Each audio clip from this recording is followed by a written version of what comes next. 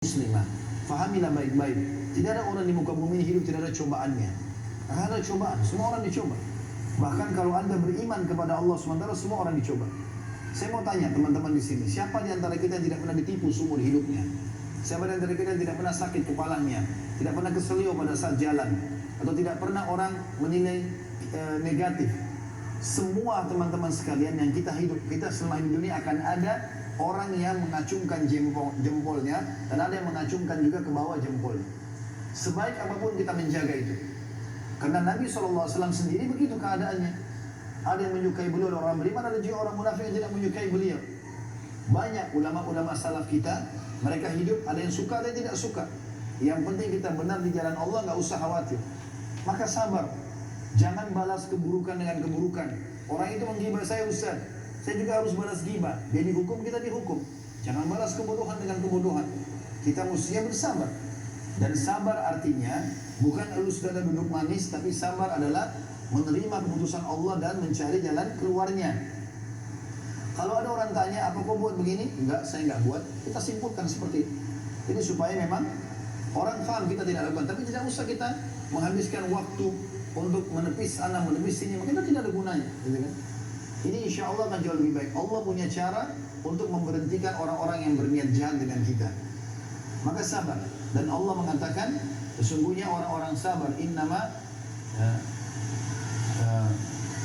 dalam ayat itu dikatakan,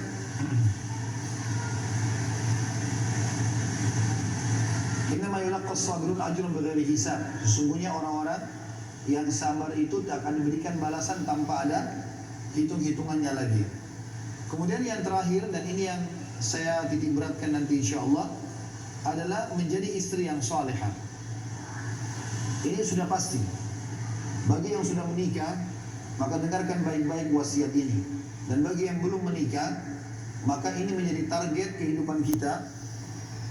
Bagaimana setiap muslimah tidak boleh menunda pernikahan dan menjadikan pernikahan sebagai target utama dia. Terutama kalau sudah datang laki-laki yang saleh.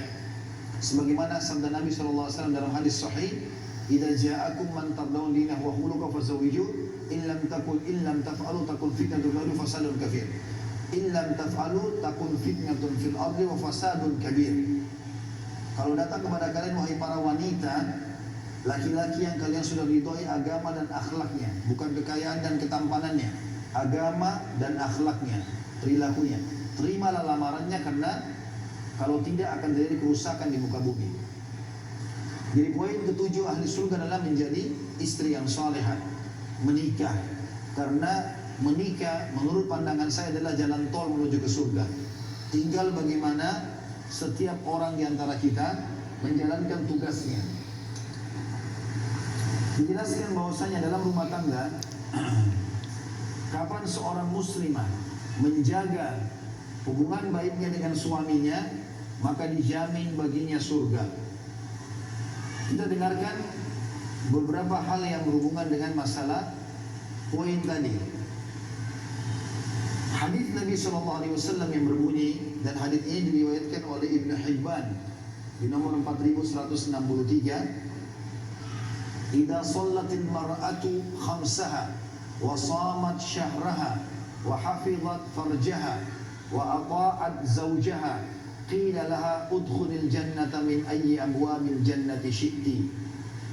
Jika seorang wanita melakukan sholat fardunya 5 waktu, di sini tidak disebutkan sholat sunnah, qabliyah, ba'diyah itu tambahan. Berpuasa pada bulan Ramadan, nggak disebutkan puasa sunnahnya, puasa wajibnya saja. Sunnah juga tambahan. Kalau dia lakukan yang wajib-wajib saja, sholat 5 waktu, puasa Ramadan, menjaga kemaluannya, tidak berzina, dan taat kepada suaminya. Digarisbawahi pesan yang terakhir, karena ini poin ketujuh kita, masalah menjadi istri yang salehah, taat kepada suaminya. Maka dikatakan kepadanya, masuklah engkau ke dalam surga dari pintu mana saja yang engkau kehendaki. Dan surga itu adalah tempat abadi yang memang diharapkan bagi seorang muslim. Ini tidak ada bagi laki-laki. Laki-laki itu banyak sekali kewajiban yang harus dilakukan, tapi para muslimah, maka ini yang menjadi target utama, bukan yang lainnya.